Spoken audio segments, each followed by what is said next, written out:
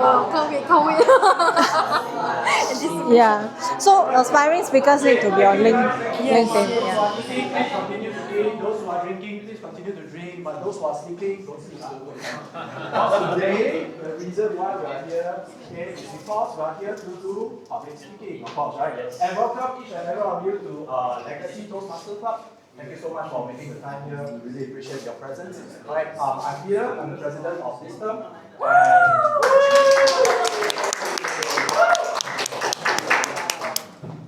And I think one of the reasons why we are here is we all are very, we love to learn, right? We love to learn from each other, the better ways, better techniques to speak better, to communicate better, and to maybe to just share our lessons with each other more, right? So today we have one other form of communication in today's world, which is LinkedIn, right? So social media is a very big part of our life, and I think some of us here are probably founders, experts, and even business owners. Even if you're in corporate, LinkedIn is very important. So today we have a very, very special guest with us.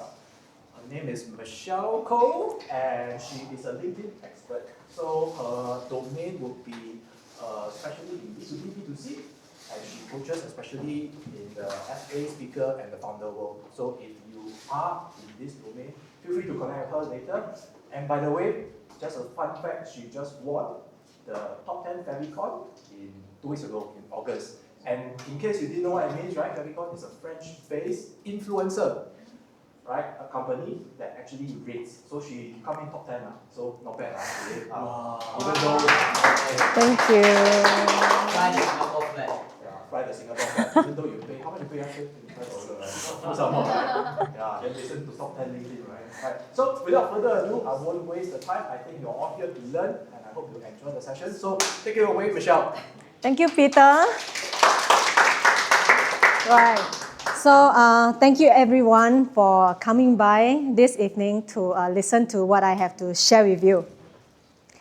So before we start today's session, can I have a small request? The small request is to keep this session fun and engaging for everyone. Can you all agree to this? Yes. Thank you so much. So my first question is,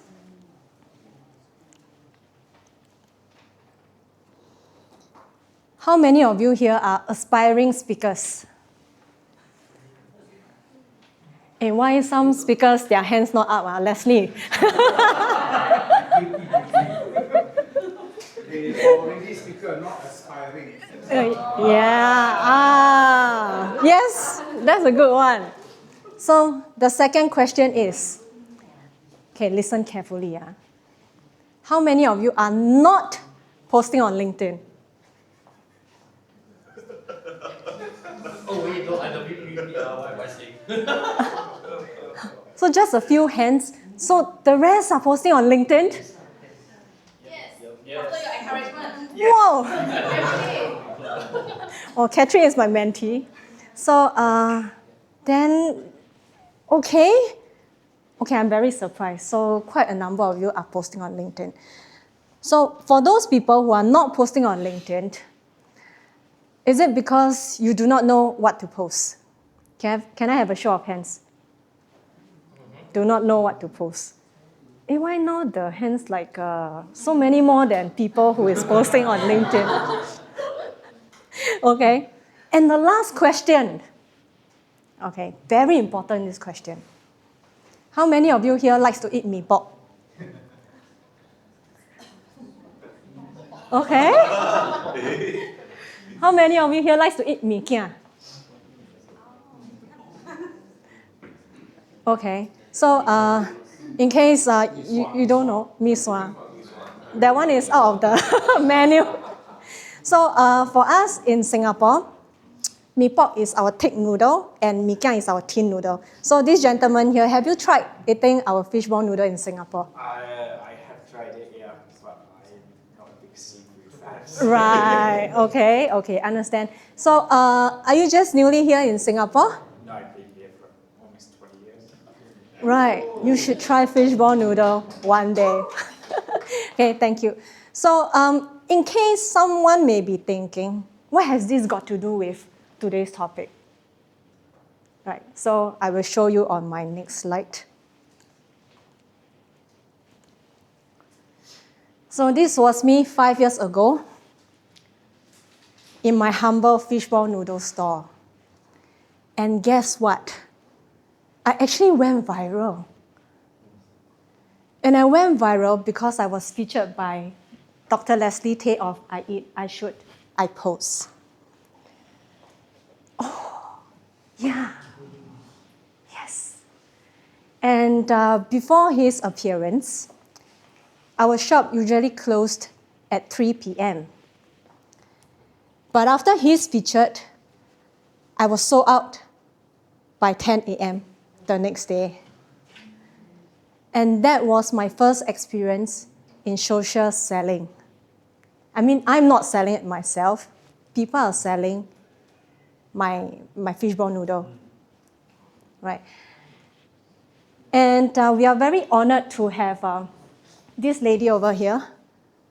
I'm not sure whether you all know her. Yes. She's Sylvia Lim, the MP of Workers' Party. And she's our regular customer. So we are very honored to have her as our supporter.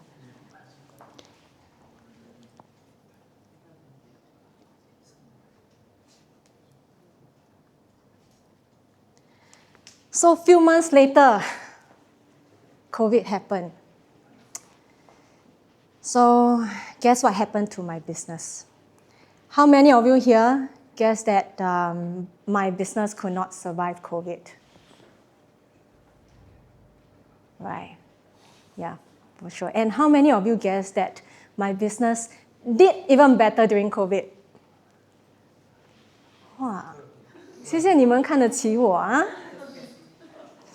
Okay, so next slide, I will show you a video. So this is the video of our queue during COVID.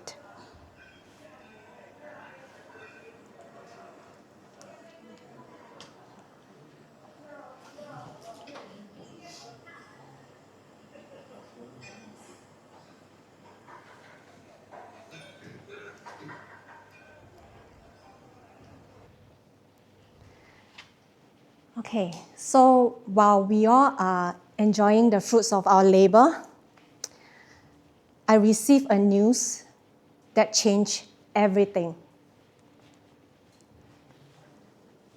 I got to know that my father was diagnosed with a stage 4 lung cancer.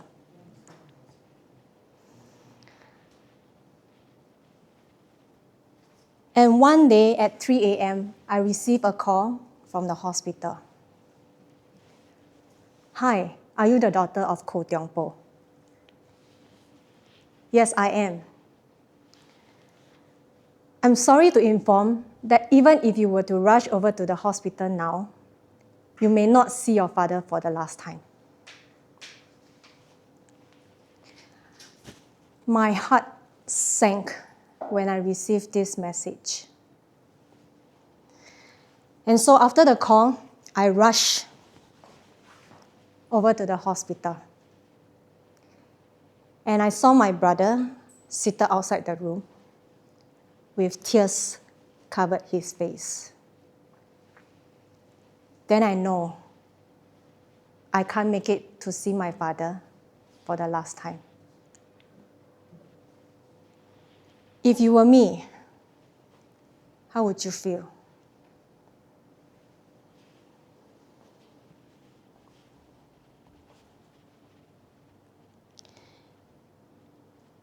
And after this incident, I spoke to my best friend, who happened to be a staff nurse in a hospital. So after the conversation, we came to a conclusion that my father may experience premature death due to the shortage of manpower in the hospital.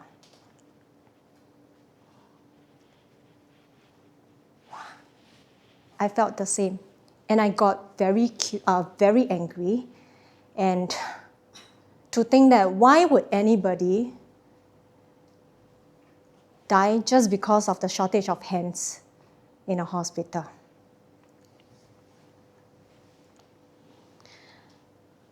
I was depressed and I was lost in life.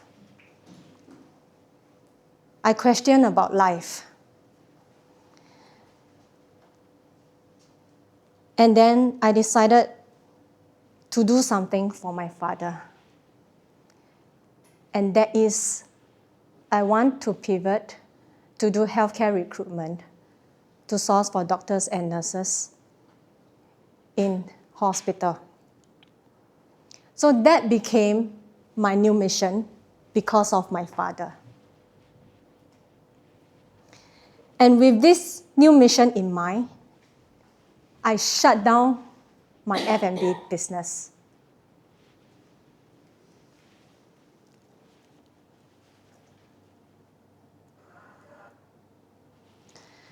And life has an interesting way to opening doors. So one day, while I was watching YouTube, I saw a video of Get Paid to Speak by Eric Feng. I guess that is very familiar to most of the people here, right?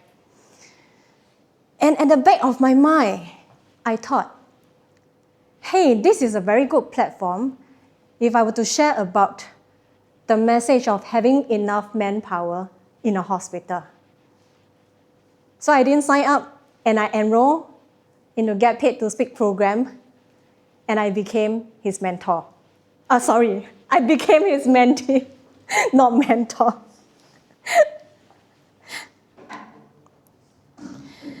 So is LinkedIn the blue ocean? So when I'm Eric's mentee, he always spoke on the stage.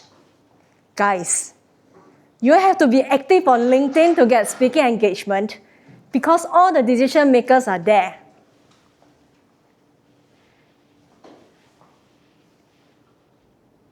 At that point, I couldn't understand what that would mean.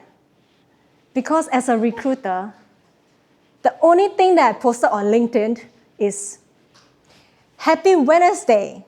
Today, I'm looking for 5 senior doctors and 2 nurse managers for a restructured hospital. Interested candidate, please DM me. Thank you. This is the only content that I posted on LinkedIn throughout my recruitment journey. Yeah, but never mind, I decided to have faith and start my LinkedIn journey. And I eventually revamped my whole LinkedIn profile, and I started creating content from Monday to Friday.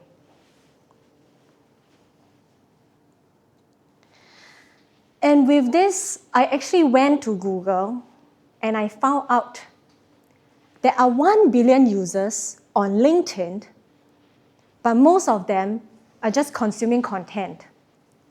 No one is posting. Then I know this is an untapped gold mine, and I need to be in the game of LinkedIn.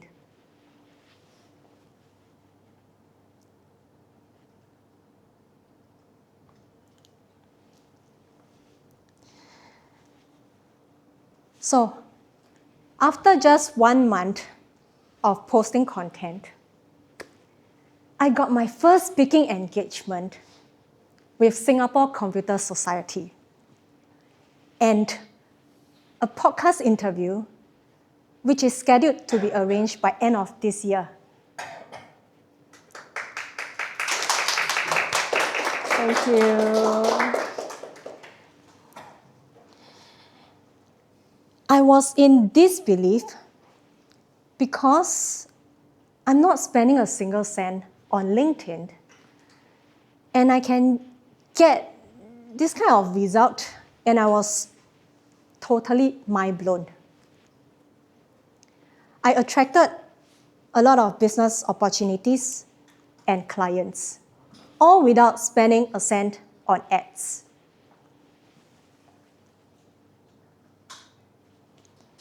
Okay, this is a table of the time people spend on social media. If you can say LinkedIn, people spend 8 hours and 35 minutes. It's more than Netflix and TikTok.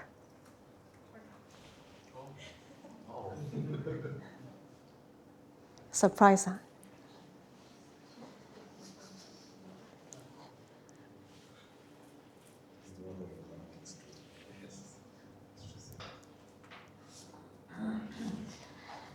And how LinkedIn is transforming my career.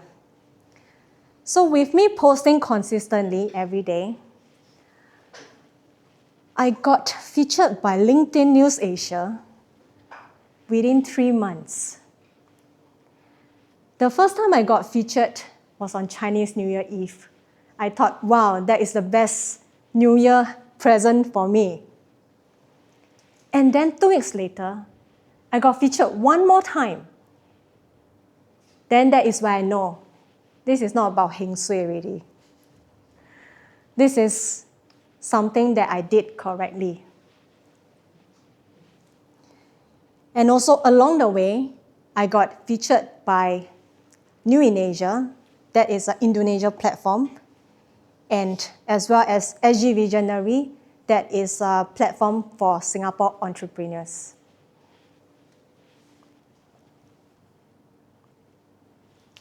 So aspiring speakers or speaker, who is your target audience? The first option is a young entrepreneur who is just looking to start out in her career. The second one is a midlife individual who is struggling with crisis. And number 3 is a high-level executive or decision makers who is active on LinkedIn and has money to pay. So how many of you vote is the first one? No. How many of you vote is the second one? Oh, you're quite smart, huh? So how many of you voted that is the third one? Okay, you all got the right answer. Every one of you is very smart here. So, what does target audience mean for you on LinkedIn? It means that the active right person is on LinkedIn, and these people are very eligible to pay for speaking engagements.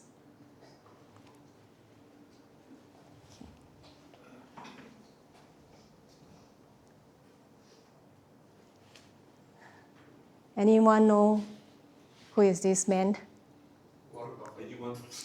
Warren Buffett. Who? Yeah. Steve Jobs, huh?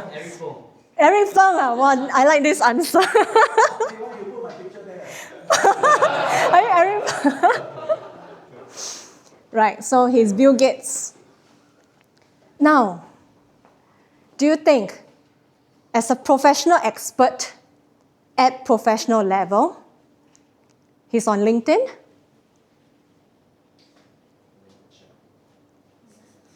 Bill Gates is on LinkedIn, but not Elon Musk. Elon Musk doesn't need personal branding anymore because everyone knows who he is. And number 2, the question is, do you think LinkedIn is a good platform for international outreach at professional level? Yes. Right. And why is LinkedIn effective for personal branding? Number 1,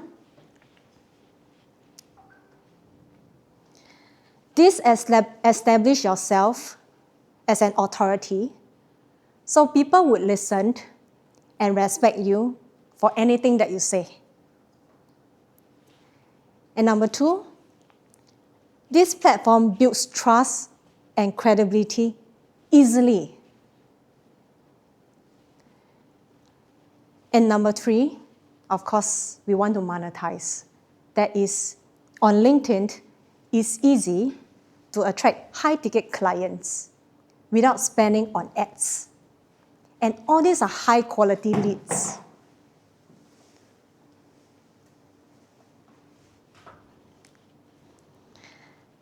And we know in this highly skeptical market, personal branding sells. People buy people. And when people buy into you, they will buy into what you offer. So let me give you an example. Any one of you knows what is Labubu? Oh, you know. But why is your hand not raised? Just kidding. Right, soft toy. Do the company sells Labubu? I mean, do they technically promote Labubu? No, right? But it's because Lisa from Blackpink likes Labubu. And that's why people buy into Lisa. So whatever Lisa likes, people will buy into what Lisa likes. So this is the power of personal branding.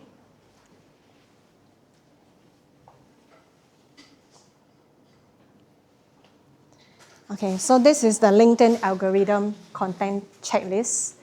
Even though this is for quarter 2025, it's still valid, up to date.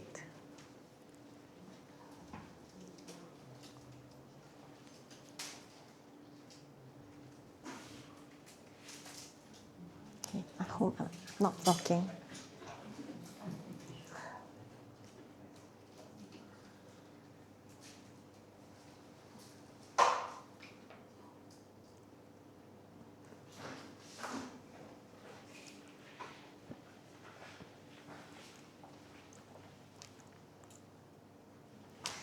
Right, so just now Peter introduced me as the top 10 influencer on the Favicon. So Favicon is a French-based influencer marketing platform which brands and rates the influencer.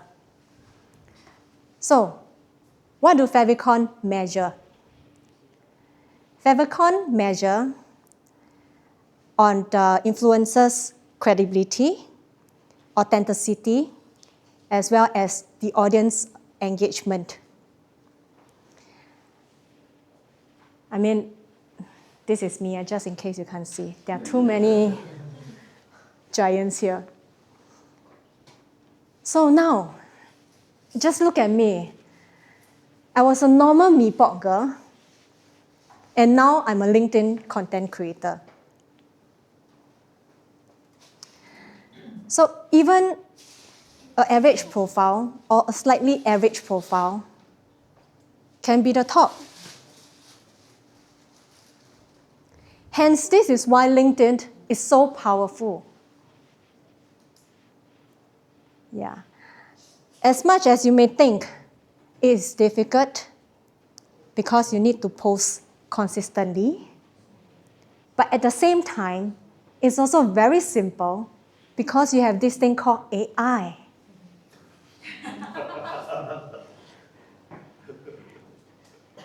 Right, AI does all the hard work for you and you just need to claim the credit.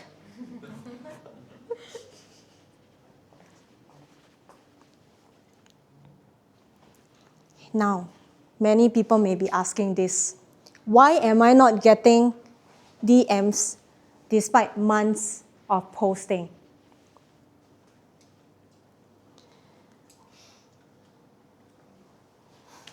Common issues people face. Number 1, I feel invisible on LinkedIn.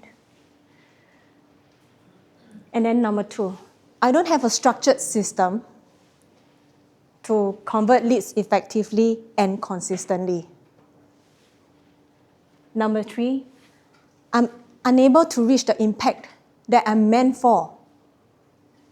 And then number 4, I feel overwhelmed by so many advice and I need to have a clear path that fits me. And number 5, this is the most important one. I do not have a mentor or coach to handhold me, to bring me to where I want to be.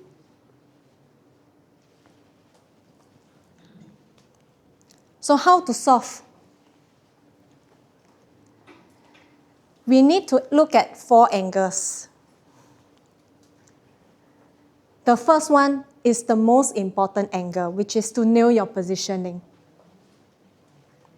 What do I mean by nail your positioning? You need to have clarity in 4 things. Who is your target audience? What is one big problem you want to solve? What is one big solution you can offer? And what is the one big transformation you can help your clients to achieve?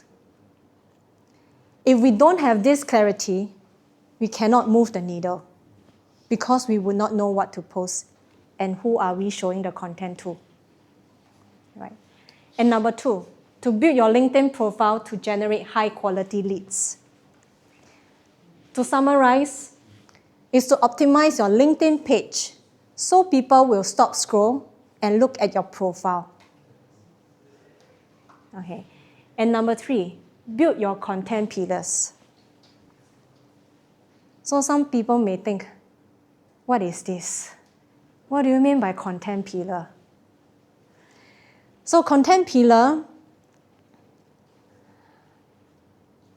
revolves around the topic and your personal story.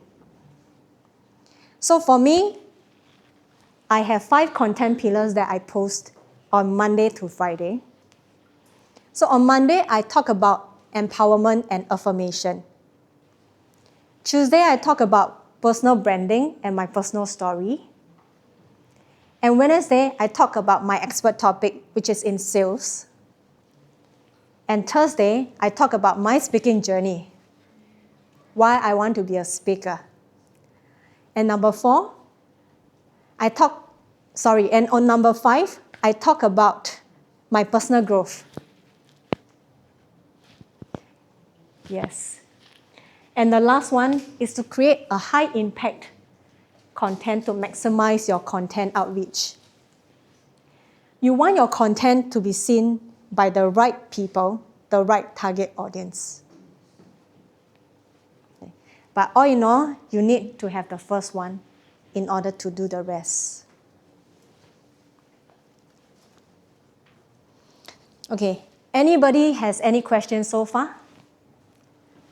Right now. How to overcome the cringe of posting? Like sometimes you want to post, but you feel like, oh, so cringy, I don't want to post. Okay. So for me, it boils down to our mindset.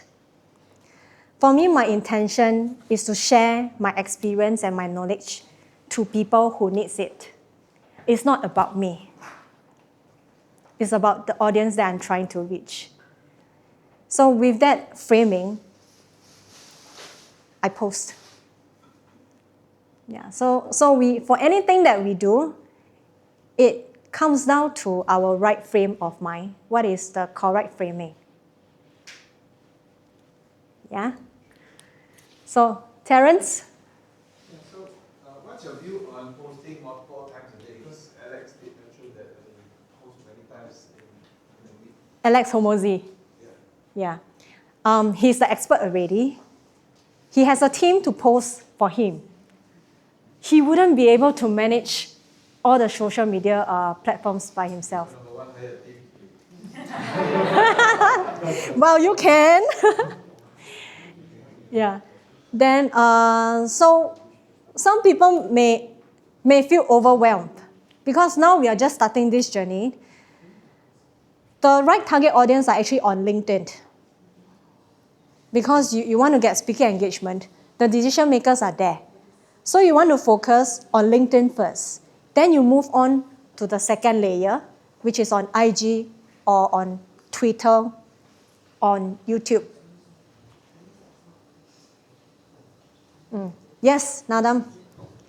So I'm going to ask a question that was in my mind when I started on my journey. I think they say, how can you post without feeling cringy? Oh no. One of the other thing that was on my mind when I first started is, I don't have a team. I'm all by myself. I got a life to live. How am I going to manage posting every day when it's going to take me 1-2 hours just to keep that going? And number 3, how long? What does it take for me to keep this going beyond just 1 month? Because I've tried. First 1 week, give up. Then the next week, next 2 weeks, no posting, and then I try and restart it. So those are 3 questions that I had, and I think many people struggle with trying to get into LinkedIn. Okay, sorry, I forgot your first question. How to bring myself out of that cringiness? Mm-hmm. What are 1 or 2 things that I can do, other than just thinking, oh, I'm helping to solve my customer's problem. But yeah, it still feels cringy there. Okay. You know, emotion is something that comes and go. So sometimes when we come up with a system on the things that we need to do, we have to let go of the emotion. We just have to do what is required. And for that to happen, we need to remove the emotion part. And so we can move forward. Yeah. So Nadam, did I answer that question? Thank you. And what was your second question? Second question is, I don't have a team, just myself. Okay. Can it really be done? Yeah, so Nadam, maybe you can enlighten the people in the room. Can it be done for you? I technically help Nadam with his LinkedIn to optimize his LinkedIn profile and also to do posting to help him to train this AI. So there is no hurdle for him to sit there for 2 hours and think what to post. So how was your experience with the AI that was trained? She's not paying me. But yeah, she should. But it used to take me about anywhere from 1.5 to 2 hours to get a post all done up and post it online.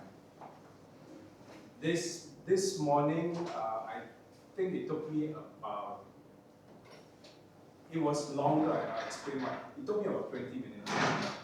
And 20 minutes was a little bit longer because I tried to challenge myself on that.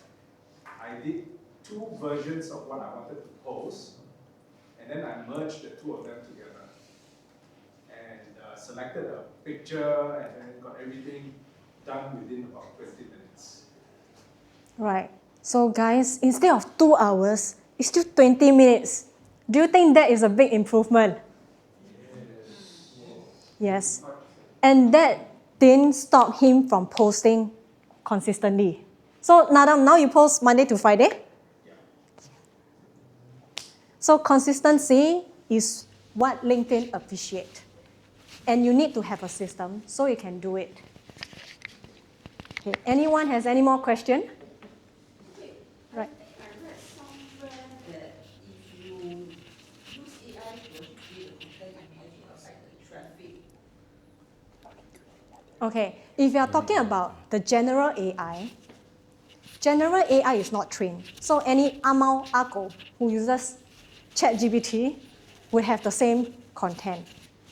But with this trained AI, which is an engineered prompt that I actually input for my Perplexity system, with different LLM, you create a content that is exclusively yours. Because the way I built my AI weaves in your personal story and your experience. So say today we talk about personal branding. The content that generates out for you would be different from mine because your personal story is different from mine. And so the content will come out very differently. It has to be trained. So the longer you use the AI, the more it would think and speak like you. Thank you. Yes, welcome. So Pamela? So what's your take about writing versus videos on LinkedIn? Okay. I get this very often, and many content creators says different thing. Okay, so for the most updated one, many people complain why the impression drops so much. Video is not as good as before because some people, they abuse the video. They want to like have a strong hook, and so people will click into the video. But when they click into the video, they have a strong hook, but lousy content in the middle. It's just a clickbait. And LinkedIn spots this. And now they don't encourage video so much. Now they encourage long-form content with a picture of yourself. Yes, Nadam. So that brings a very interesting question. If that's the case, right, the title of my post, should it be strong or should it be clickbaity?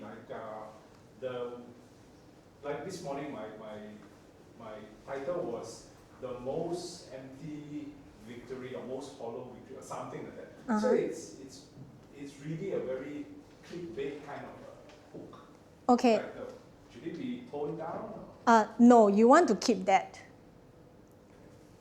Because why? The algorithm doesn't fault people with a controversial hook.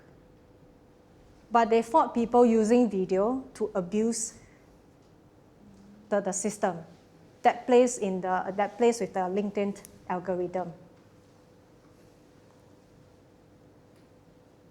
Right, so maybe for the interest of time, we take maybe one last question. She will still be here at the end of the session. Yeah, you'll be here, right? Yeah. At the end of the session. So to ask your last question, and after that, right, let's proceed, right?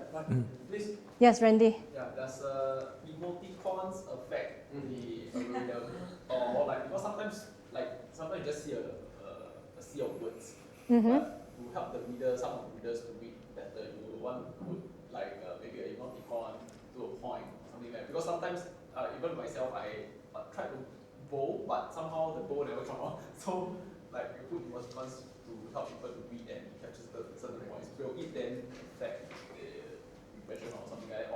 Or the number of photos that you put in a post, will it affect, or what's your take on it? Okay, definitely picture would affect the most because human likes to see nice things, nice pictures. And that is why they will stop onto that post and click into that post. That is where you get one impression. Okay, so back to emoticon. You don't want to look to be seem too playful because you are trying to build credibility there. That would actually drops the authority if you were to put too much emoticon. Okay, so for one point that you highlighted, which is you tried to bold. You can't bold on LinkedIn. Yeah, they don't have that thing unless you go onto a different platform. So you want to put bold sparingly because that is not SEO searchable. Yes, so no SEO, so no bold. Yes. Okay, so due to the interest of time, let me just continue with the last slide. So to thank everyone here, I have a free gift for you. Wow. Singaporeans like free gift. Right. Okay, the free gift is I'll be giving you a free LinkedIn audit. Wow.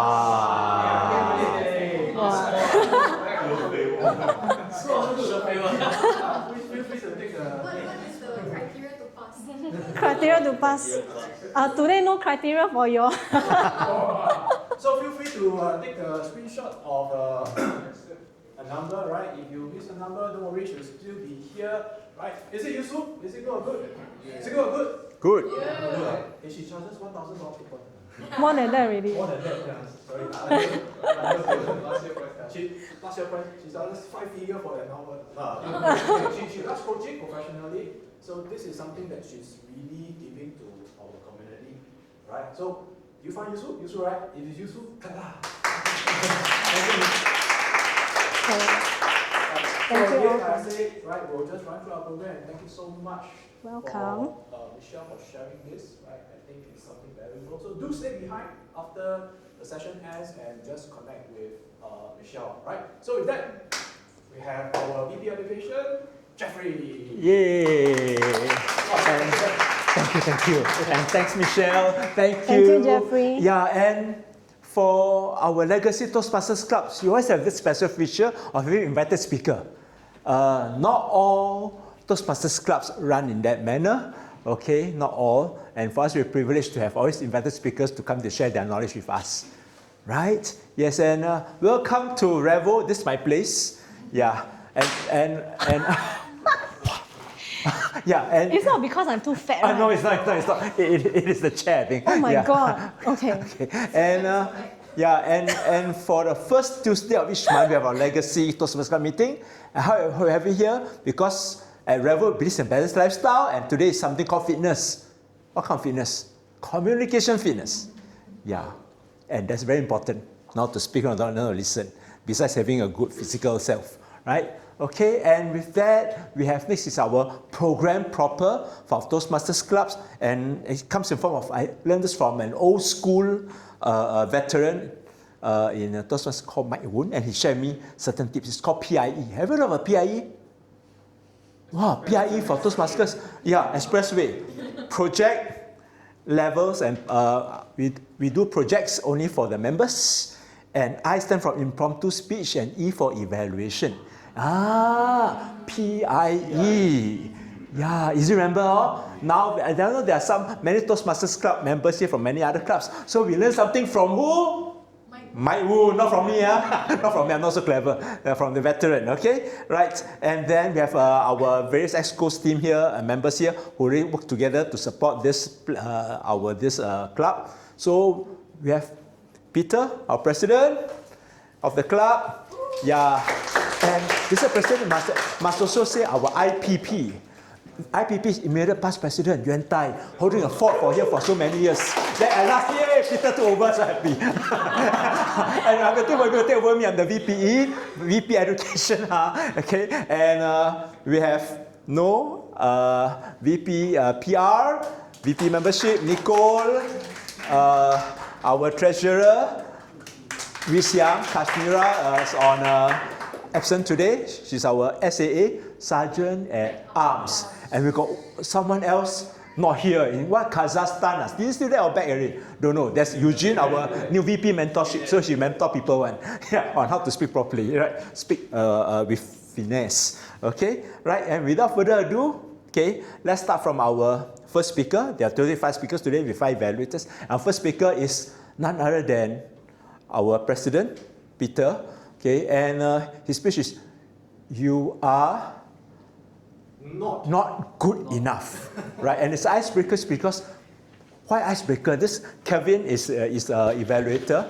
Okay, why icebreaker? Actually, because he's the first time giving speech in Legacy Toastmasters. I consider it in that manner, right? Yeah, awesome. And Peter, take over. Thank you. Shake hand, shake hand. Shake hand. Yeah. So we have this very, very interesting tradition in Toastmaster. Everything must shake hand, shake hand, shake hand. Right? So yeah, our immediate past president already says, laughing at me already. Yeah. Oh, okay. Wow, I see my time started already. Yeah. So yes. Very strict. You are still good enough. You stop talking. From the side of my eyes, I see a duster flung to my face. I can see the shadow coming closer, closer, and closer. Bang! Ouch! The pain was more than physical. It was mental. I still remember the words leaving the mouth from my teacher. You are not supposed to speak in class. You must be quiet. Why are you trying to be? Are you trying to be a speaker? You are not good enough.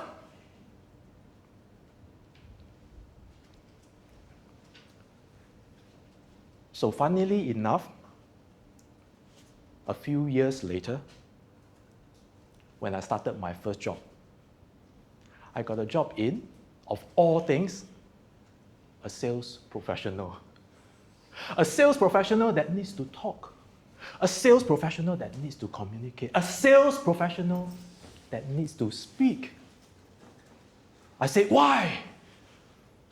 But deep in my heart, I still find that I can do it. So in case that you thought that I was all doing very fine and well, right?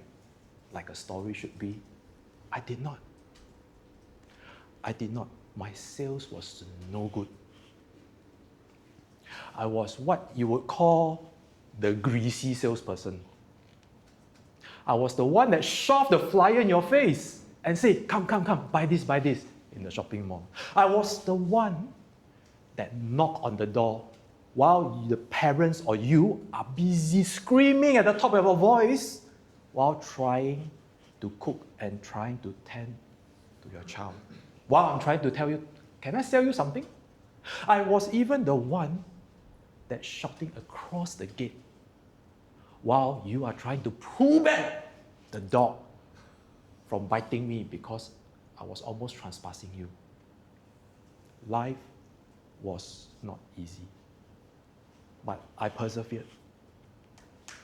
I got still the door slamming in my face. Still, the words came hurtling to me.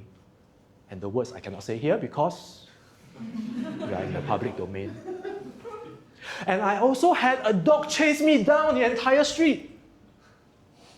Because the owner said, I'm sorry, I cannot let go.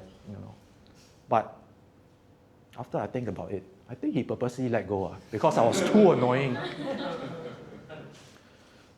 I persevered. I showed up day after day, week after week, month after month.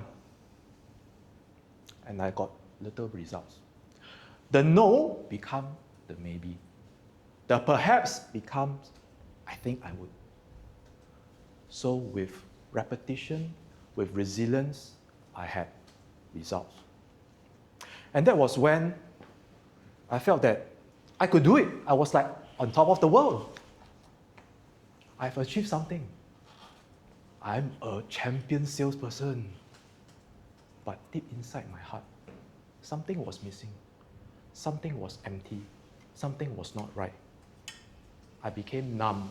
I became numb to all the abuse. I became numb to all the no's. I became numb to all the dogs coming chasing after me. And I asked myself, is this what a true communicator should be? A true salesperson should be? I think not. So one day, the turning point came when my mentor told me, this is not what you are doing. You are not selling. You are not in the business of selling. I asked, so what business am I in if I'm not selling? You are telling me to be sales, right? Actually, you are in the business of inspiring somebody.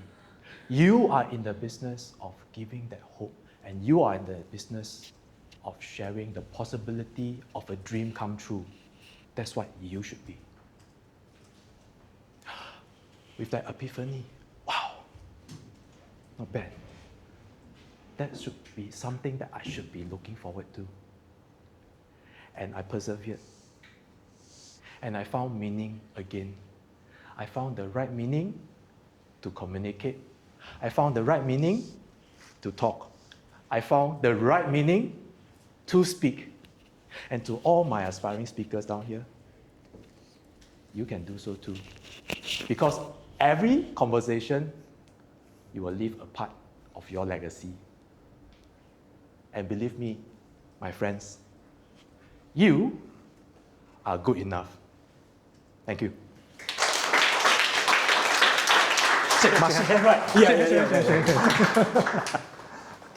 Just now, I missed to mention that for all prep speeches, we cannot talk for half an hour. That only reserves the privilege only for the invited speaker, right? For the rest of us, actually, there are timing, right? And for the prep speeches, icebreaker speech, 4 to 6 minutes. And the other normal speeches, 5 to 7 minutes, right? And we have a timer who's Wee Xiang here, and that's why we're going to look at the clock. Yeah, because from 5 minutes onwards, every time there'll be a green, like the traffic light.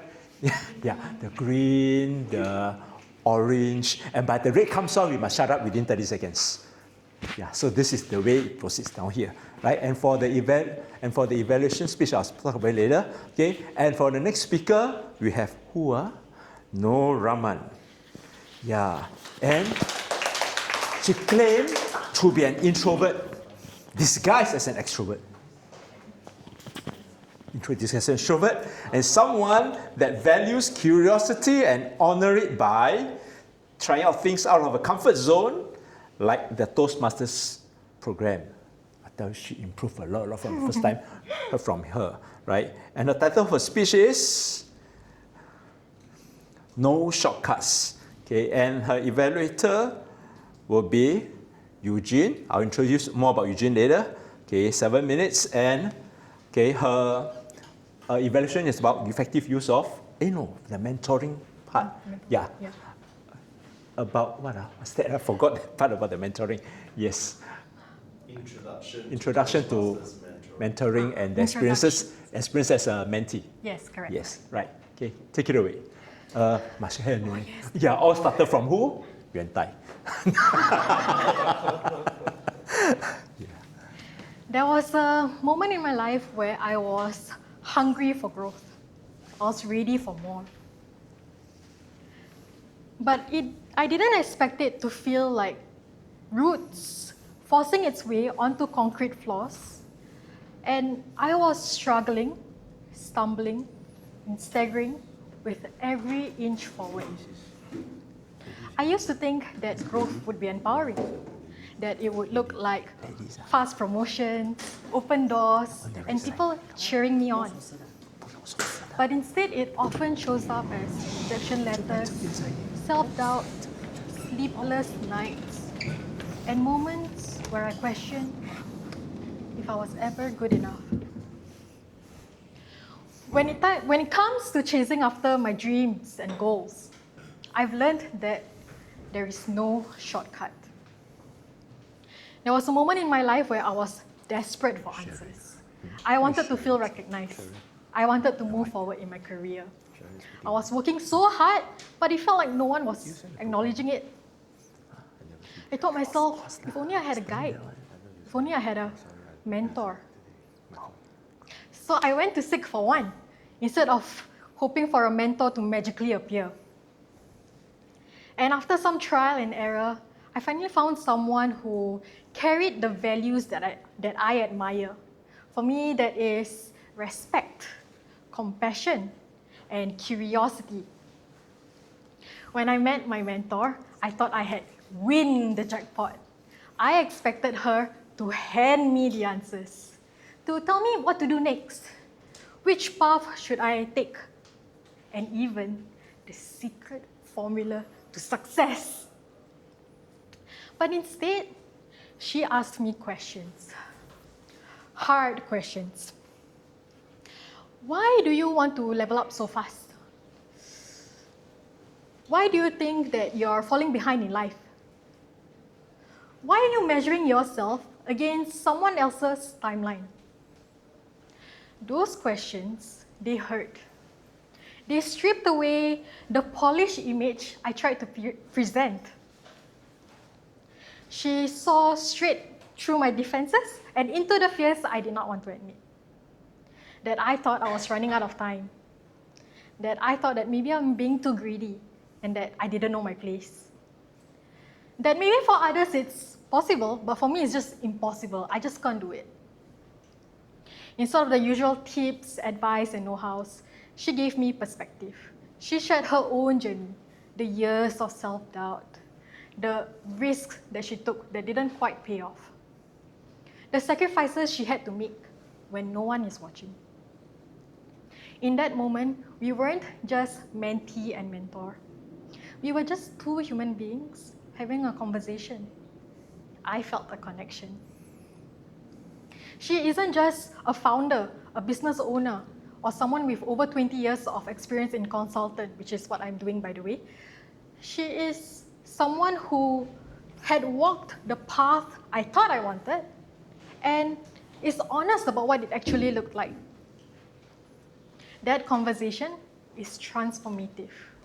Not only did I gain clarity, I had my blind sides revealed. I realized that I had to look deep within me to understand what truly matters. And this will take time. And even then, it's on me to make the difficult decisions, have the hard conversations, and take the uncertain steps towards my future. There is no shortcut.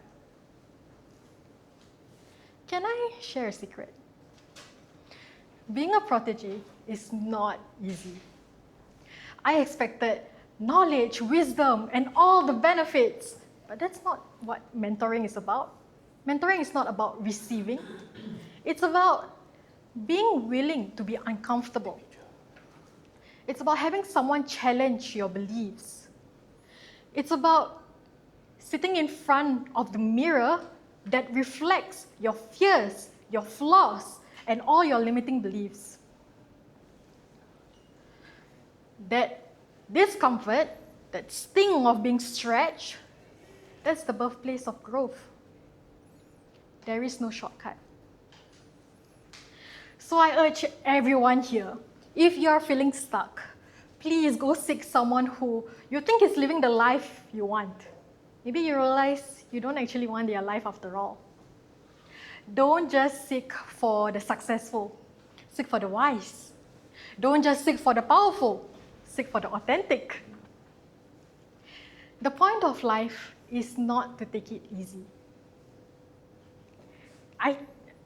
If you don't have any problems, I feel that you will eventually create them.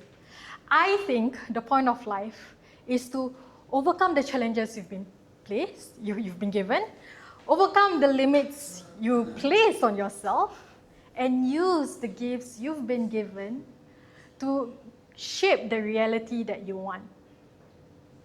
I hope that everyone here gains the courage to chart your own path with no shortcuts. Thank you. Yay. Well done. Nice.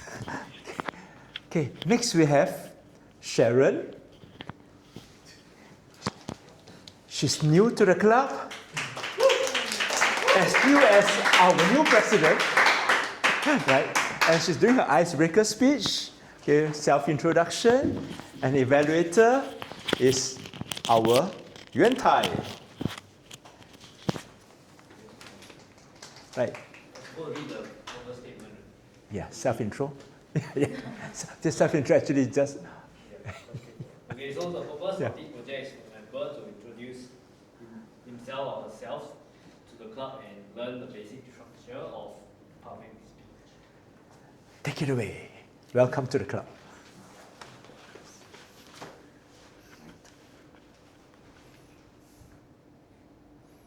Growing up, I felt broken. When I was just 6, my tiger mom, "You better stop crying, huh? If not, this will come upon you again." "Mommy, stop!" I was just like the zebra in the circles, full of stripes, because I was crying for help. Nobody wanted to play with me. My entire family doesn't dare to come and rescue me. Yeah. Then when I was primary 6, my teachers shamed me in front of the whole class, again, because of my crying. Nobody knows, even myself, when I have a piece of paper, exam paper, I can't finish it. I cried. Because the words on the paper, they are just like dancing. like the A and the B, they're like dancing cha-cha, dancing, flipping around. I was like, okay, what's that? And the lesson and the grader, there is GPS rerouting. Till now, I cannot differentiate that. So I was once broken, twice shamed by the authority figures that in my life. Slowly, I picked up myself because of one teacher that spotted me in my creativities, in my drawing. So from then, I have the confidence and I go into a creative line. I landed myself in a prestige British international design firm. I thought, oh, finally I get it! To a point of my peak of my life.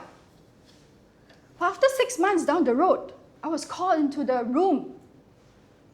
My British English boss told me, Sharon, I'm sorry, I have to let you go. At that point, I was devastated. Why?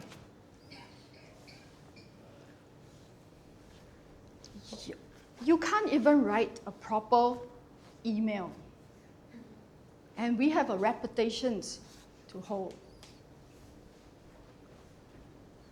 But I work very hard.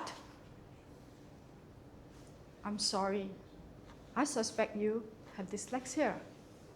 We have a standard to hold because our company is a British company. I have to pick up myself, just like the broken pieces, one by one. And thankfully, my husband says, enough is enough. Why don't we start a company together? Forget all of the perfect English. Yep, there you go. Since then, we started our business for about 20 years now. Next, now I'm coming to face my next fear from public shaming from my family, authority figure, to my teachers. Here, facing my fear from public shaming to public speaking. Picking all my broken pieces, bind them together.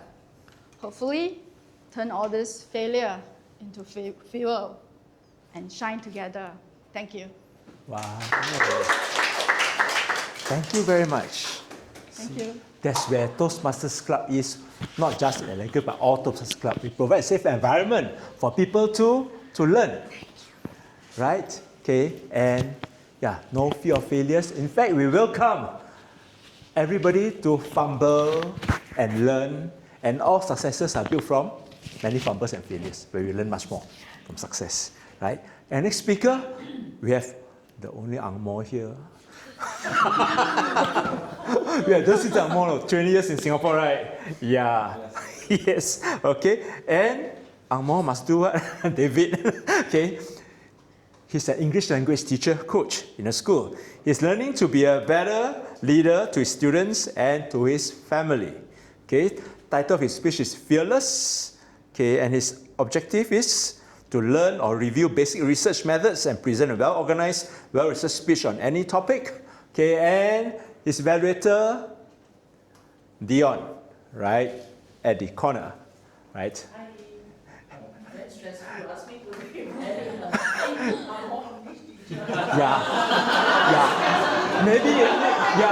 Maybe it's not about his words, couldn't even catch what he says, his accent. Anyway, he's localized already at 20 years. Yeah, he's probably, maybe his speech paper is law and law. I don't think so too. Take over. Yes, Mr. Handsome, thank you. English teacher, please allow me to recite the purpose statement.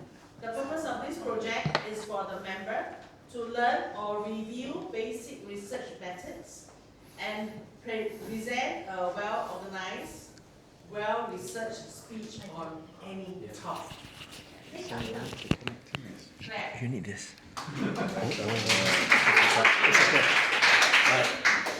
This one is it? Okay. always scared about putting these on. Okay. So I had a great presentation, I believe. Is it, can you stay there? Okay. Okay, so imagine a wonderful presentation up here, which you can see.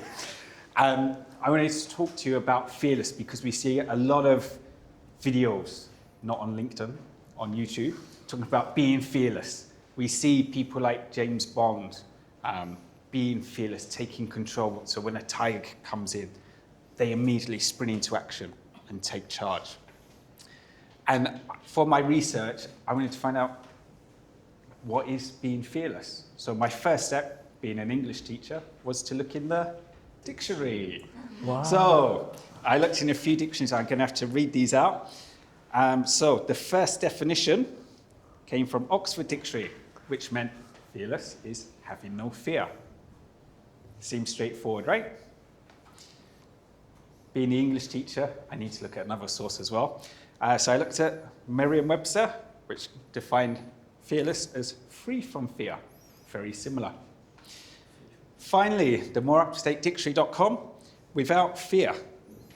It seems very straightforward, but that didn't sit right with me because people talk about being fearless, but it's really difficult to have zero fear. So I did what everyone does these days, and I asked ChatGPT. Came up with a very similar answer. So it said, the word fearless is an adjective. English teacher, that's important. That means having no fear or showing a lack of fear. Again, this didn't work for me because I don't believe anybody is fearless. So I interviewed some people. I sat down for dinner with my daughters and I asked them, you know, I'm working on a speech about being fearless, but all I'm reading is not having fear. What do you think it means to be fearless? My two teenage daughters looked at me, Daddy, just ask Taylor Swift. Huh? What?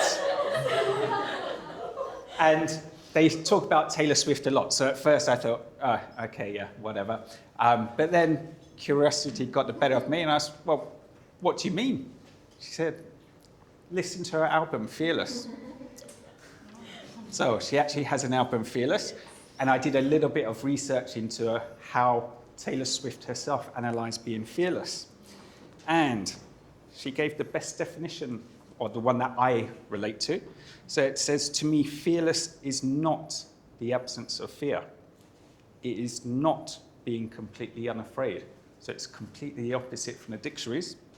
To me, fearless is having fears. Fearless is having doubts. Lots of them. To me, fearless is living in spite of those things that scare you to death. So my daughters will be very proud of me now for quoting Taylor Swift to you guys. I shall go back and tell them later on. So fear has a purpose. We can't pretend to be fearless. That's not reality. We all have fears. Some people have fears of not being good enough. Some people have fears of their English teacher. Some people have fears that they're not progressing fast enough. Fear has served us. In the past, we had that fear. It's time to run away, flight, or do we stay and fight? Today, luckily, a lot of the things we fear aren't life and death situations. So we can now use fear to get messages. So I'm going to suggest that you want to look at fear as a signal. If you're scared of public speaking, it's a sign that you care. It's a signal that you can prepare. There are things you can do to help you overcome fear. When we're scared, it sharpens our awareness. The heart's beating faster, eyes are bulging, so we're more focused. Our nostrils get bigger, so we can get more oxygen as well. So I'm going to ask you to reframe fear. And when you face fear, there's a few things you can do. Take a deep breath. Face it.